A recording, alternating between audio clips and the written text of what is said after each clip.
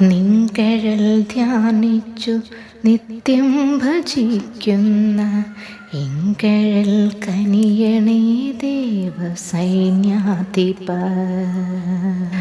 ആദികൾ വ്യാധികൾ തോൽവികളൊക്കെയും ആണ്ടവാ നീക്കിയരുളിട വേണമേ. ആശ്വാസമേകി അനുഗ്രഹിച്ചിടുവാൻ ആറുമുഖ ഇവനാരുമില്ലോർക്കുക. ഈ ജന്മവാസന കൊണ്ടു ഞാൻ ചെയ്യുന്ന ലജ്ജാകരമായ കുറ്റങ്ങളൊക്കെയും ഉജ്ജ്വല വേലായുധത്താൽ ഹനിച്ചു നീ ജന്മ സാഫല്യമേകിയരുളണേ. ദേഹത്തിനുള്ളിലെ മോഹങ്ങൾ പേറി നടക്കുന്ന ഭോഷ്കനാമെന്നെ നീ ഏറിയ കാലമീ മോഹാഗ്നികുണ്ഡത്തിൽ നീരാതെ രക്ഷിച്ചു കൊള്ളുക വേണമേ. കാരുണ്യമൂറുന്ന തൃക്കൺമുനകളാൽ കാലാകാലാത്മജ കാത്തിട വേണമേ. കാടു പിടിച്ചൻ മനസ്സിലെ ചിന്തകൾ കാമാരിപുത്രാഹനിച്ചിട വേണമേ. ഉള്ളിൻ്റെ ഉള്ളിൽ നീ തൃക്കരവേലുമായി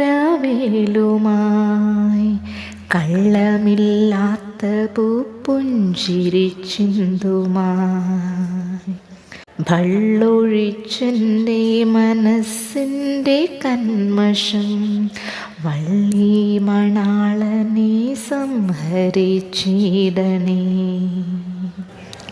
ഓംകാരരൂപ പ്രണവസ്വരൂപ ശങ്കര പാർവതി പുത്ര കുമാരക. ഇന്ന് മകരം 18 പൗർണമി.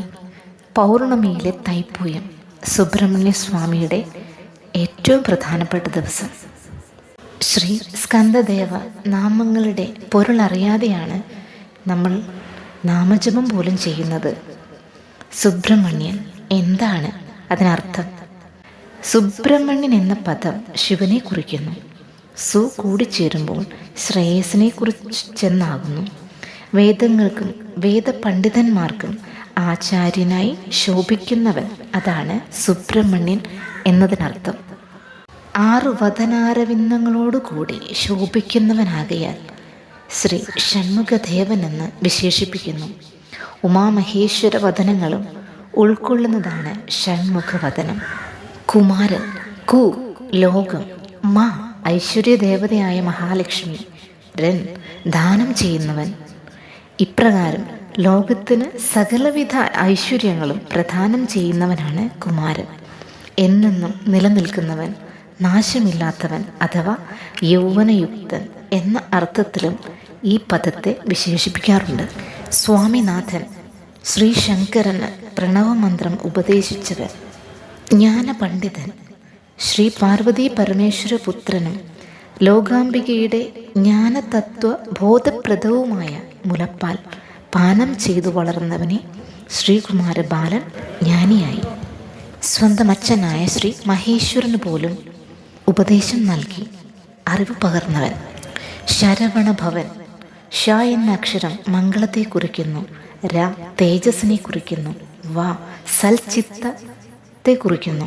ന അഥവാ ണ വീര്യത്തെ കുറിക്കുന്നു. ഭവ എന്നതിന് ഗുണങ്ങളോട് കൂടിയവൻ, അതാണ് ശരവണഭവൻ. ശക്തിവേൽ. ശ്രീ പരാശക്തിയാൽ ദത്തമായ വേലായുധം ധരിച്ചവൻ. ഗുഹൻ. ഹൃദയമാകുന്ന ഗുഹയിൽ ഗോപ്യമായി വാഴുന്നവൻ. വേലായുധൻ. വേലായുധമാക്കിയവൻ. സ്കന്ദൻ. കൃത്തികമാരാൽ 6 ഗാത്രങ്ങളായി തിരുവവതാരം കൊണ്ട ശ്രീകുമാരനെ ലോകമാതാവിൻ്റെ ആശ്ലേഷത്താൽ ഏകഗാത്രനായി ഭവിച്ചതിനാൽ ശ്രീശങ്കരൻ്റെ അഗ്നിനേത്രങ്ങളിൽ നിന്ന് ഉത്ഭൂതനായതിനാലും സ്കന്ദൻ എന്നറിയപ്പെടുന്നു. ഗംഗേയൻ, ഗംഗാനദിയിൽ ഉത്ഭൂതനായവൻ. കാർത്തികേയൻ, കാർത്തിക നക്ഷത്രത്തിൽ പിറന്നവൻ. സ്വാമിനാഥൻ, സ്വാമി മലയിൽ വാഴുന്ന മുരുകൻ. സ്കന്ദദേവന്റെ വിശേഷ ദിവസങ്ങളാണ് കന്നിമാസത്തിലെ കപിലഷഷ്ഠി, തുലാമാസത്തിലെ സ്കന്ദഷഷ്ഠി, മകരമാസത്തിലെ തൈപ്പൂയം, പിന്നെ മാസം തോറുമുള്ള ഷഷ്ഠി, പൂയം നാൾ, ചൊവ്വ, ഞായർ എന്നീ ദിവസങ്ങൾ. ഈ മകരമാസത്തിലെ 2026 മകരമാസത്തിലെ തൈപ്പൂയത്തിൻ്റെ ഏറെ സവിശേഷത എന്ന് പറഞ്ഞാൽ വിശേഷ ദിവസമായ ഞായറാഴ്ച കൂടിയാണ് തൈപ്പൂയം വന്നേക്കുന്നത്. പൗർണമിയും തൈപ്പൂയവും ഞായറും ചേർന്ന് മാസത്തിൽ ഇപ്രാവശ്യം കിട്ടിയിരിക്കുന്നത്. ഭഗവാന്റെ ഇഷ്ടപുഷ്പങ്ങൾ ചുവന്ന പൂക്കളും ചെത്തിയുമാണ്. അർച്ചന കുമാരസൂക്താർച്ചന, നിവേദ്യം പഞ്ചാമൃതവും പാലുമാണ്. അഭിഷേകം പഞ്ചാമൃതം ഭസ്മം. ഇതിൻ്റെ ഫലം എന്താണ്? ശത്രുനാശം, ആരോഗ്യവർദ്ധന, ഉദ്യോഗലബ്ധി, വിഘ്നനാശം, ജ്യോതിഷ പാണ്ഡിത്യം, കുടുംബസൗഖ്യം, പുത്രസൗഭാഗ്യം എന്നിവയാണ്. വ്രതത്തിൻ്റെ പ്രത്യേകത വെളുത്ത പക്ഷത്തിലെ പ്രഥമ നാൾ മുതൽ പുലർകാല വേളയിൽ ഉണർന്ന് ദേഹശുദ്ധി, മനഃശുദ്ധി എന്നിവ വരുത്തി ദേവന്റെ തിരുനാമങ്ങൾ ജപിച്ചുകൊണ്ട് യഥാശക്തി പൂജകൾ നടത്തുക. മത്സ്യം, മാംസ്യം, മദ്യം ഇവ പൂർണ്ണമായി ഉപേക്ഷിക്കുക. അരിയാഹാരം ഒരു നേരം മാത്രമേ കഴിക്കാവൂ. ബാക്കി വേളകളിൽ ലഘുവായ ഭക്ഷണം മാത്രം കഴിക്കുക. 5 ദിവസം ഇപ്രകാരം ഒരിക്കൽ നോമ്പ് നോറ്റ് 6ാം നാളായ ഷഷ്ഠി ദിവസം സൂര്യോദയത്തിന് മുൻപ് എഴുന്നേറ്റ് പ്രാഥമിക ആവശ്യങ്ങളെല്ലാം നിർവഹിച്ചതിന് ശേഷം കുളിയും തേവാരവും കഴിഞ്ഞ് ശുഭവസ്ത്രധാരിയായി പൂജ ചെയ്യുവാൻ തിരഞ്ഞെടുത്ത സ്ഥലം ചാണകം മെഴുകി ശുദ്ധി വരുത്തി ഒരു ഉയർന്ന പീഠത്തിൽ വിഗ്രഹം വെച്ച് കദളിപ്പഴം, മറ്റു മധുരക്കനികളെല്ലാം പലഹാരങ്ങളെല്ലാം നൈവേദ്യമായി ദേവന് സമർപ്പിക്കുക. അതിനുശേഷം ദേവന്റെ മുഖവും പാദവും ശുദ്ധമാക്കി കർപ്പൂരാരാധന നടത്തുക.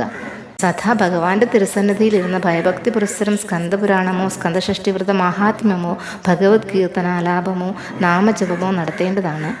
ഈ വ്രതത്തിന് ഏകാഗ്രത പരമപ്രധാനമാണ്. രോഗശാന്തി, ബാധാശാന്തി, മംഗല്യ സൗഭാഗ്യം, ശത്രുനാശം, വിജയം, ശാന്തി, സമാധാനം, കുടുംബസുഖം, പുത്രസുഖം, ഭർത്തൃസുഖം എന്നിവ തീർച്ചയായും ലഭ്യമാകുന്നതാണ്. ഹരി ഓം.